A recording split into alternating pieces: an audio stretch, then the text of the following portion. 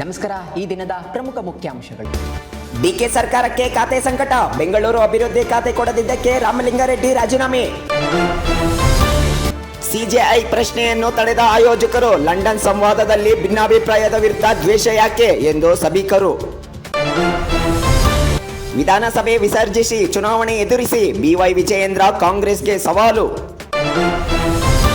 ಬಾಲಗರ್ಭಿಣಿ scanning ಕುರಿತು 45 ಪ್ರಕರಣ ದಾಖಲು. 2 ವರ್ಷಗಳ ಸ್ಕ್ಯಾನಿಂಗ್ ವರದಿ ನೀಡಲು ಲೋಕಾಯುಕ್ತ ಆದೇಶ.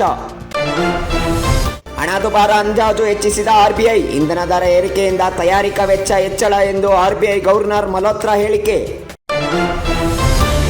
ದುಬಾರಿ ಓಎಸ್ಎಂ ಏಕೆ ಕಾಂಗ್ರೆಸ್ ಪ್ರಶ್ನೆ. ಶಿಕ್ಷಣ ಸಚಿವ ಧರ್ಮೇಂದ್ರ ಪ್ರಧಾನ್ ಅವರಷ್ಟೇ ಉತ್ತರಿಸಲು ಸಾಧ್ಯ.